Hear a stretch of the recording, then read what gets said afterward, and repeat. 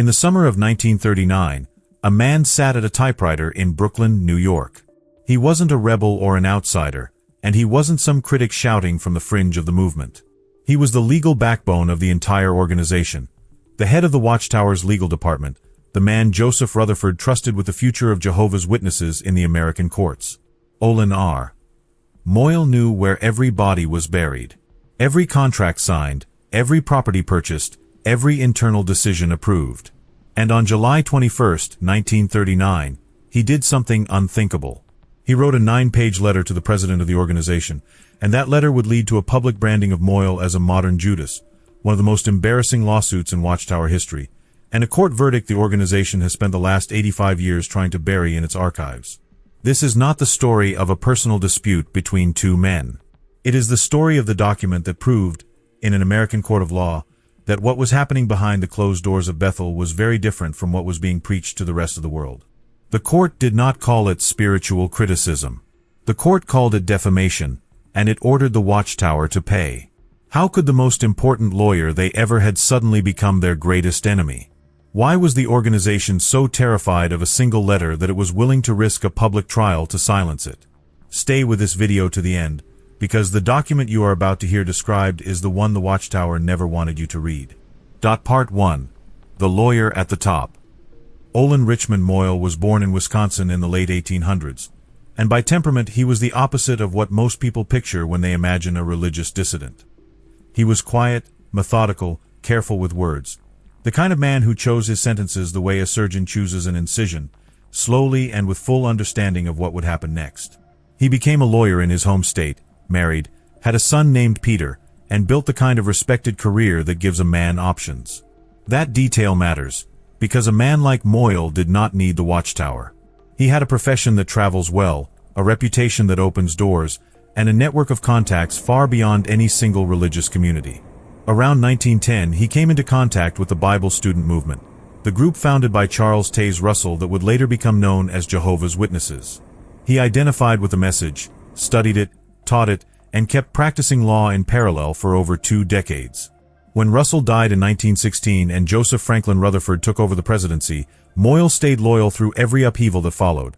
The doctrinal reversals of the 1920s, the splintering of the original Bible student community, the adoption of the name Jehovah's Witnesses in 1931, and the steady hardening of Rutherford's leadership across the decade. Then, in 1935, came the turning point.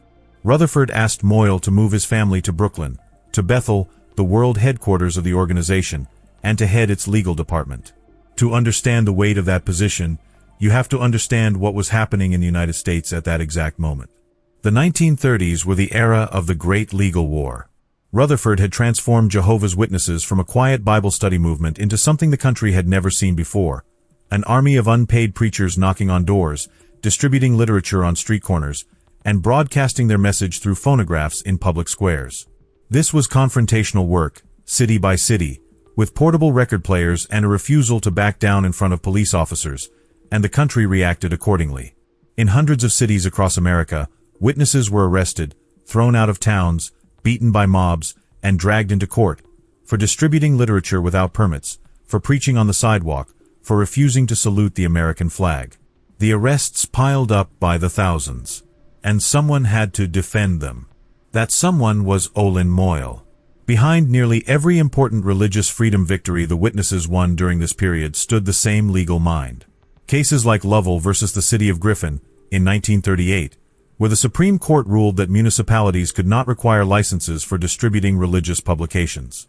Cases like Schneider versus New Jersey, in 1939, which broadened the definition of protected speech in public places.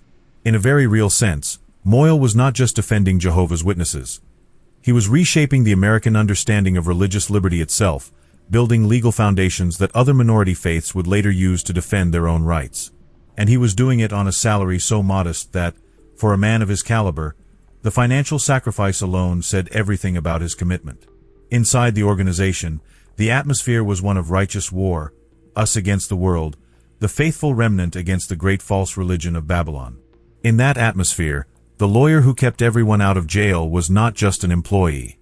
He was a hero, the man Rutherford trusted with the legal future of the entire movement, the architect of its most important courtroom victories, eating at the same tables as the highest-ranking figures in the organization and seeing, day by day, the inside of an institution the rest of the world only saw from the outside. Now imagine what would have to happen for a man in that position to walk away. Not in a sudden burst of anger, but with 9 carefully typed pages, written by a lawyer who understood exactly what every word he was putting on paper meant. Before his name became taboo in official publications, before his own son was hounded by the same organization Moyle had helped defend, and before the verdict no one predicted, there was only that letter, and inside it was everything he had seen during 4 years at the very top of the Watchtower society. It began the moment he moved into Bethel. Inside Bethel. To understand the courage of what Moyle did, you have to understand the place where he was standing. Bethel in 1939 was not just an office. It was a closed community where hundreds of volunteers lived, worked, ate at the same tables, slept in small rooms, and received a tiny monthly allowance, barely enough for basic personal needs.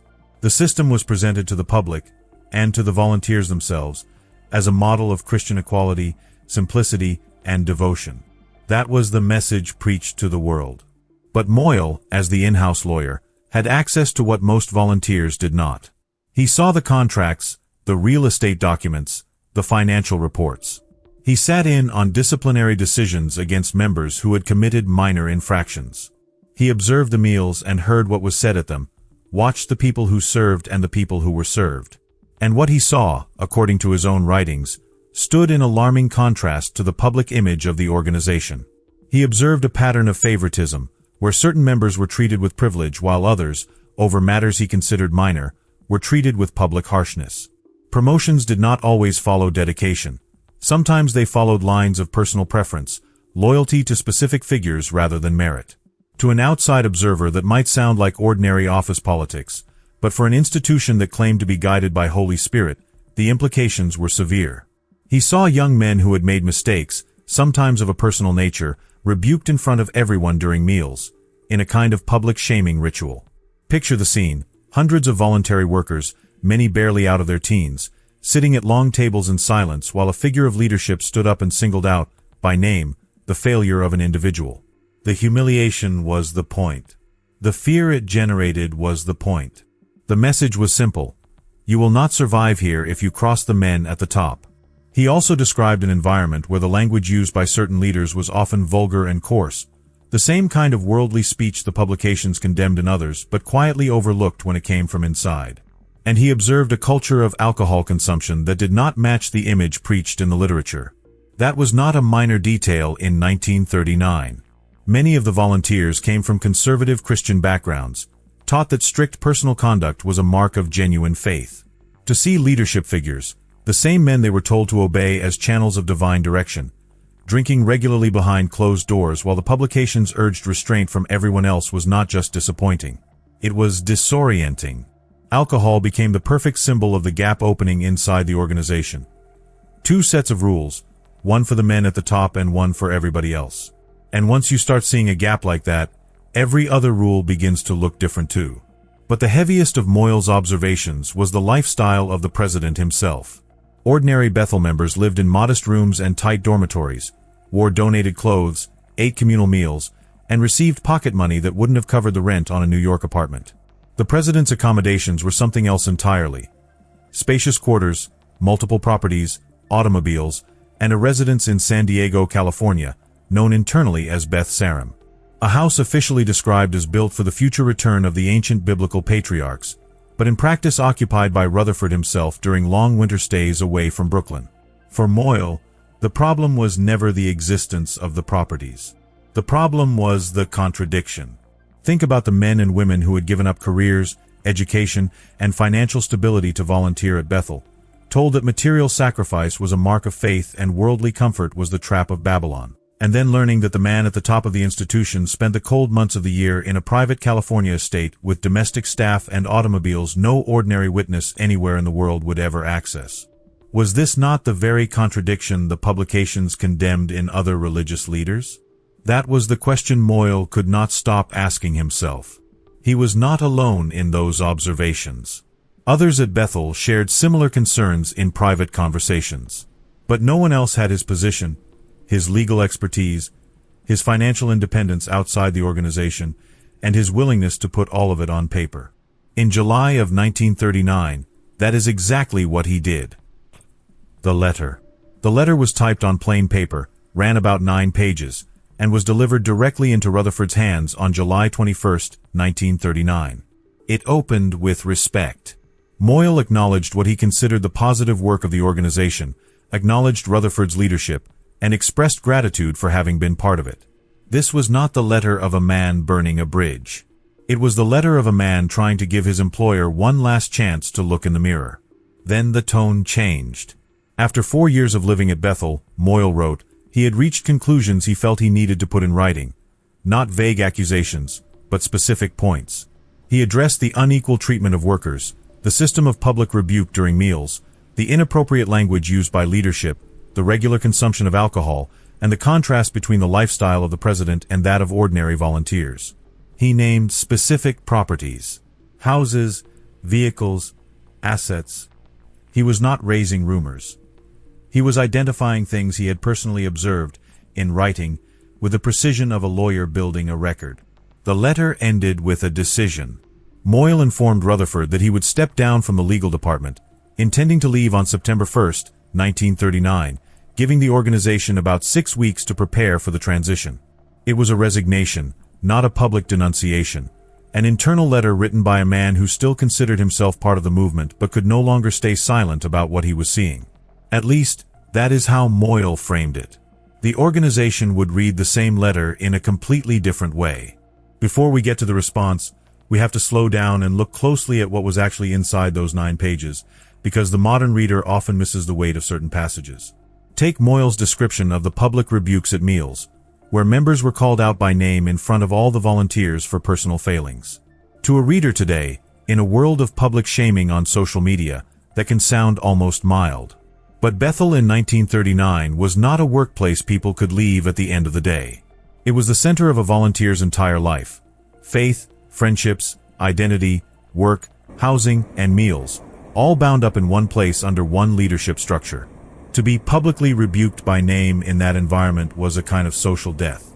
Everyone you lived and prayed with had witnessed it, and even those who sympathized privately would be careful not to be seen as too close to you. The rebuke was not just a correction, it was a warning to everyone else watching. What Moyle pointed out, in essence, was that this was psychological control dressed up as spiritual discipline. Now take his observation about alcohol use among leadership. Many today might shrug, adults drink, so what? But the so what was enormous in 1939.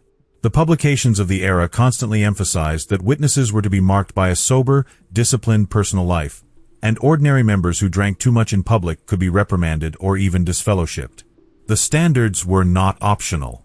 And here was the in-house lawyer observing that the same men setting those standards were not living by them. This was not a comment about drinking. It was a comment about hypocrisy. Then there is the most explosive passage of all, the contrast between the housing of ordinary volunteers and the housing of the president, and in particular the property in San Diego that would become widely known as Beth Sarim. This mattered so much because of the official explanation. The organization told the public that Beth Sarim had been built for the future return of the ancient patriarchs of the Bible: Abraham, Isaac, Jacob, Moses, David. A magnificent property that would one day house resurrected biblical heroes administering the new world to come. In the meantime, of course, someone had to live there. That someone was Joseph Rutherford.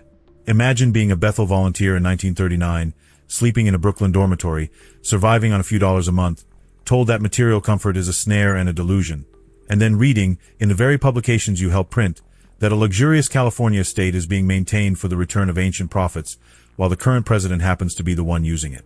The volunteers were not blind. They could do the math. What Moyle did in his letter was simply name what everyone at Bethel could see, but no one was allowed to say. This is what the modern reader needs to grasp. The letter was dangerous not because it revealed unknown facts, but because it put into writing, for the first time, things everyone inside had been trained to ignore. And once those things were written down, they could not be unwritten. A letter like this did not stay in Rutherford's office. It became a public war, a magazine article, a lawsuit, a verdict. If you believe that any organization, religious or not, should be held accountable for how it treats the people working inside it, Leave a yes in the comments below. It helps this story reach more people who have never heard the name Olin Moyle. And if this is your first time on Kingdom Wisdom, subscribe and turn on the bell, because we investigate the cases that were quietly removed from the official histories. Now let's look at the man on the other side of that letter. The man behind the throne. To understand the violence of the response that came, you have to understand the man receiving the letter. Joseph Franklin Rutherford had not started life as a religious leader but as a courtroom lawyer in Missouri, serving briefly as a substitute circuit judge, which is where he picked up the lifetime title of judge that he carried into the Watchtower. He was a large man, tall and heavy-voiced, the kind of figure who filled a room before he spoke. When he took over after Russell's death in 1916, the movement was fragile. Russell's followers were grieving, and rival factions had their own claims to leadership. Rutherford could have managed that transition softly, building consensus. Instead, he did the opposite, consolidating power quickly, pushing out dissenters, and restructuring the leadership around himself. By the early 1920s, the original Bible student community had splintered, and Rutherford's branch, the one that would become Jehovah's Witnesses, was firmly under his personal control. His leadership was not collaborative, it was autocratic. He governed by personal decision, public denouncement, and the calculated use of fear. Witnesses who opposed him were systematically removed, and doctrines that did not fit his interpretation were quietly dropped or reversed until the organization became, in many ways, an extension of his own personality. And he had no patience whatsoever for criticism from inside. External enemies were one thing: the Catholic Church, the clergy of Christendom, the corrupt governments of the nations. Those enemies were almost necessary to the movement's identity, the dragons the faithful had to slay. But internal critics fell into a different category. In Rutherford's framework, they were not enemies of the nations. They were instruments of Satan operating from within. Spies, traitors, servants of evil disguised as servants of God. That is the framework to keep in mind as you imagine Rutherford reading Moyle's letter. A man whose entire authority rested on personal control, who governed by fear of public humiliation, whose private life had just been described in writing by his own in-house lawyer, and who knew that if even a portion of the letter ever became public, the moral capital of the whole organization could collapse. How was a leader like that going to respond? The answer was already written into his personality. He was going to destroy the man who wrote it, and not on the one battlefield where he couldn't be sure of winning, the courtroom, because Moyle was a better lawyer than the men Rutherford had left around him. He would destroy Moyle socially and spiritually instead, in front of every member of the organization, on the front page of the most widely read religious magazine in the movement. The response came quickly, and it came with force. Rutherford did not wait until September.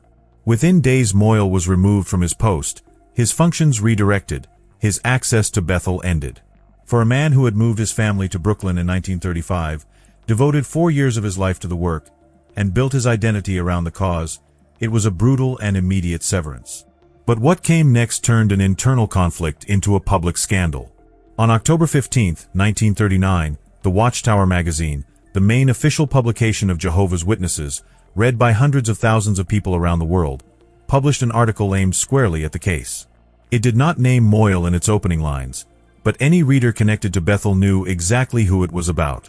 The text described the author of the letter as someone who had betrayed the organization, compared his conduct to that of Judas Iscariot, accused him of using slanderous language against the anointed of the Lord, and declared the contents of his letter false, malicious, and part of a trap set by the enemy of God's people. Stop and consider what that meant. A magazine distributed in dozens of countries was telling hundreds of thousands of readers that a man identifiable to all of them was a traitor, a Judas, a vessel of Satan, and that magazine was the same one those readers had been taught to receive as divinely guided instruction.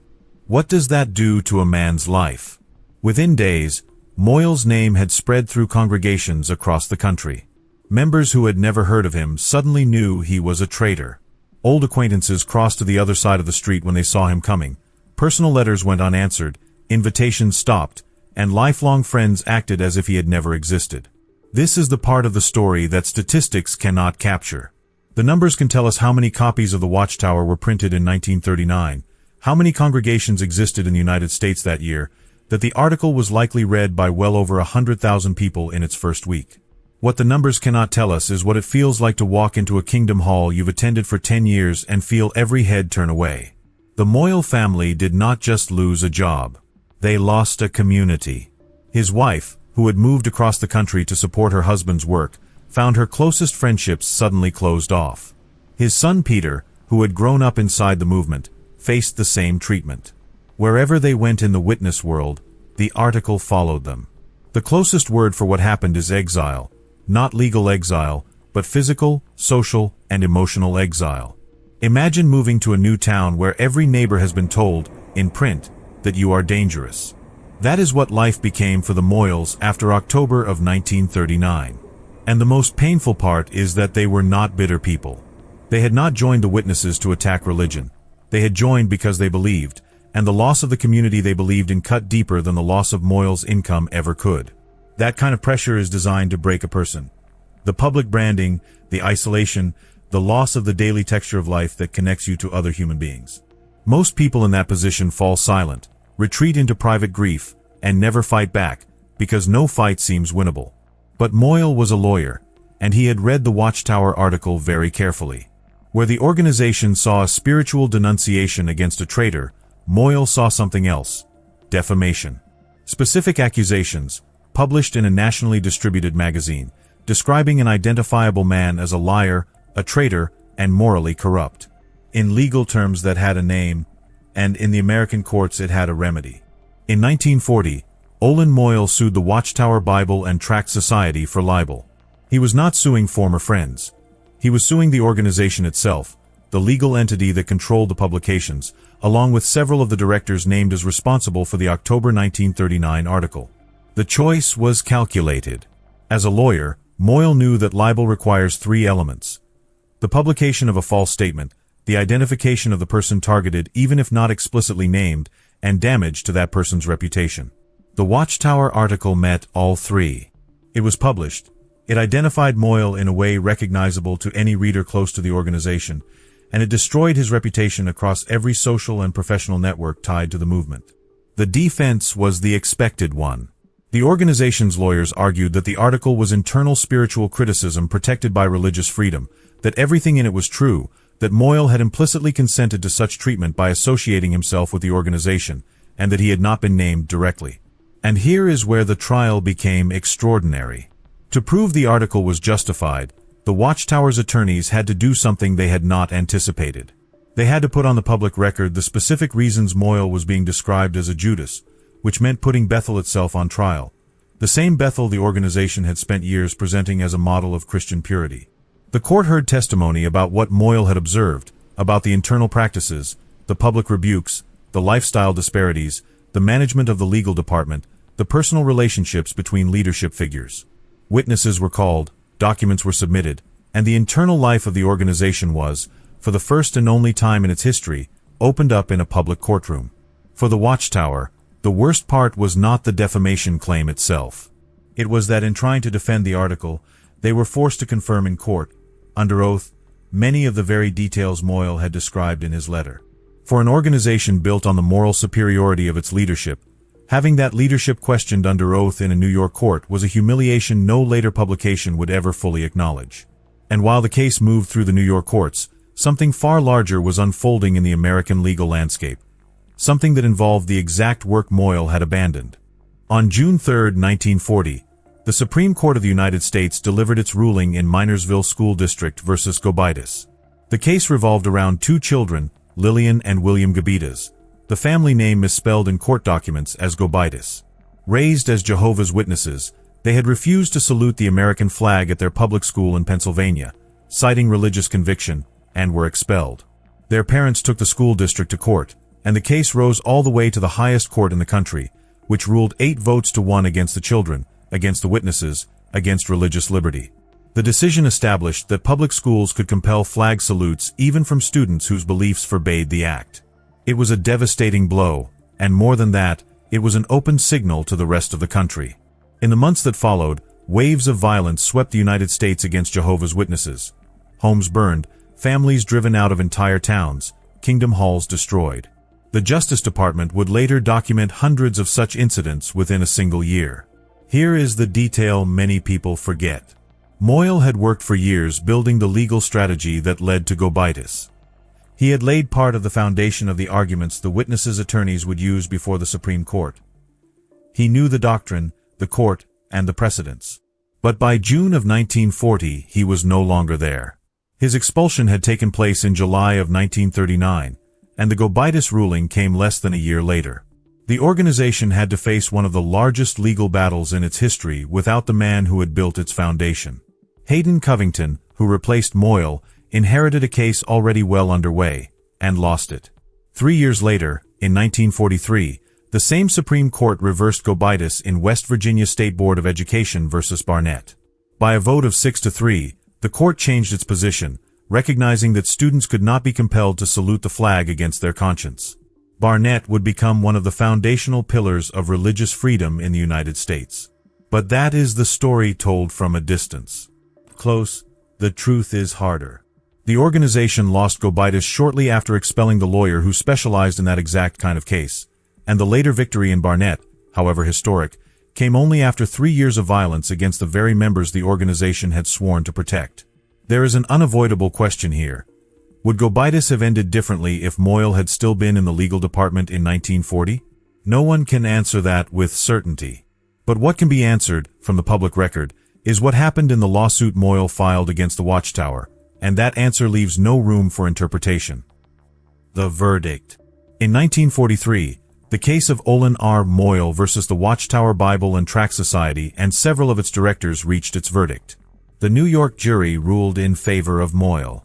He had been defamed, the article contained false and damaging accusations, the organization was responsible, and Moyle was entitled to compensation. The jury's initial award was $30,000, a substantial sum in 1943, equivalent to hundreds of thousands of dollars today. The Watchtower appealed, arguing that the amount was excessive and that part of the damages should be reconsidered, and the case went up to the higher courts of New York. In 1944, the appeals court reduced the damages but upheld the substance of the ruling. The Watchtower had, in fact, defamed Olin Moyle. The final award was set at $15,000, and the organization paid. That detail matters. The Watchtower Bible and Tract Society paid damages for defamation to a former employee. The document exists, the case number exists, the ruling sits in the archives. For an organization that had always presented its internal criticisms as guided by Holy Spirit, having a civil court declare that the content of its main magazine was defamatory was an institutional blow of enormous proportions. But most of the membership never knew. The story simply disappeared from official publications, Moyle's name stopped being mentioned, and the case shrank into a footnote in a few obscure references before being erased from the public institutional memory entirely. But archives do not disappear, and court records do not disappear. What happened to Olin Moyle was not just an internal dispute between a disgruntled lawyer and an authoritarian president. It was a precedent. The precedent. Moyle's victory did not bring down the Watchtower. The organization kept growing, kept winning cases before the Supreme Court, kept expanding internationally until, within a few decades, it became one of the most recognizable religious presences in the world, with millions of members across hundreds of countries. But something had changed. Internally, the organization had learned a very specific lesson. From that point on, the way it treated former members, especially those with knowledge of the inner workings and the legal capacity to act, would be different. The language used in official publications about dissidents became more careful. Direct public exposure gave way to more discreet internal procedures. The word libel became a sensitive concept, avoided in operating manuals. The social excommunication that would later be formalized as disfellowshipping continued and grew more codified in the decades that followed. But the specific kind of public attack that targeted Moyle in 1939 would never again be repeated with the same intensity against someone who had the means to sue. The organization did not forget the Moyle case. It learned from it. To the wider public, the case stayed virtually unknown for decades. Former members who tried to speak about life inside Bethel were met with immediate dismissal, while the official image of simplicity, equality, and devotion kept being projected through publications, public talks, and international assemblies. But the documents still exist. The court ruling is still on file. The original Watchtower article from October 1939 can still be consulted, and the resignation letter, reproduced in various forms in later historical studies, is still read. Anyone who has dug to the bottom of those documents has found something few people know. Almost everything former witnesses would report about Bethel in the decades to come. The favoritism, the public rebuke, the contradiction between the lifestyle of leadership and the official message, the atmosphere of fear, was already laid out in 9 typed pages, written in 1939, by a man who was not a former witness at all. He was the entire legal department. Olin Moyle died in 1966, nearly 80 years old.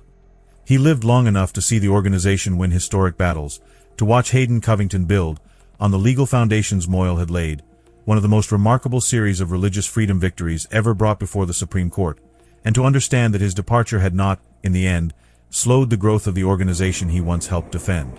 But he also lived knowing that he had been the first to put what he saw on paper, the first to defend those observations in a civil court, and the first to win. That may be the true significance of the Moyle case. Not what it revealed about Joseph Rutherford, not what it revealed about Bethel in 1939, but what it revealed about the method. There is a question that always returns when you tell the story of Olin Moyle. Was he a sincere whistleblower trying to correct real problems through the channels he considered appropriate? Or was he a bitter man exaggerating personal grievances to take revenge on an institution he could no longer tolerate? The documents allow each person to decide for themselves. The letter of 1939 does not read like a disorganized attack. It is methodical, specific, the letter of a lawyer rather than an aggressor. And the reaction of the organization speaks for itself. If the accusations had been easily refuted, there would have been no need to publish a public article comparing the author to Judas Iscariot, no need to force an immediate departure rather than accept a 6-week notice, no need to describe a former employee in print as an instrument of the enemy, and certainly no need to lose a civil trial 3 years later and pay damages on accusations the organization had publicly claimed were divinely refuted from the start. The court, in the end, decided that an essential part of that public response was defamatory, not legitimate spiritual criticism. Defamation, a word with specific legal weight, decided by a jury, upheld on appeal, paid out by a religious organization to a former attorney. The story of Olin Moyle is not really about one man. It is about what happens when an institution builds a system in which no one on the inside can criticize anything on the inside, when silence is mistaken for faithfulness, when the voice of the person who sees the problem is treated as the problem, when the whole structure depends on keeping the doors closed even after the facts behind those doors no longer fit inside them. And notice the contradiction at the heart of it. The same organization that fought, court after court, for the right of its members to refuse to salute a flag, to refuse to go to war, to refuse to be silenced by city ordinances and state laws, that same organization, when one of its own most trusted lawyers refused to stay silent about what he saw inside the building, did not defend his right to speak. It branded him a Judas. Religious freedom for the world, and silence for the inside. That contradiction has never really been answered, in any official publication, in the 85 years since. In 1939, a man decided he could no longer live with that contradiction. He wrote a letter, and in return he received a magazine article that destroyed him socially. Then he did the one thing few of his contemporaries would have had the courage to do. He went to court, laid out the facts, and won. Most people who read official Jehovah's Witnesses literature today have never heard the name Olin Moyle. It has been carefully erased from modern publications, and the new generations entering the organization know nothing about the man who defended the Watchtower before the Supreme Court and later defeated it in another court. But the story still exists, in the archives, in the court rulings, in the original testimonies. And 85 years later, it still asks the same question he asked in 1939. When what is preached to the public is not what is lived behind the scenes, which of the two versions is the real one? If this story about Olin Moyle opened your eyes to something you had never come across before, leave a comment telling us where you are watching from. Share this video with someone who needs to hear it. And subscribe to Kingdom Wisdom and turn on the notification bell, because the next investigation goes into another case that was quietly removed from official publications for decades. You are not going to want to miss it.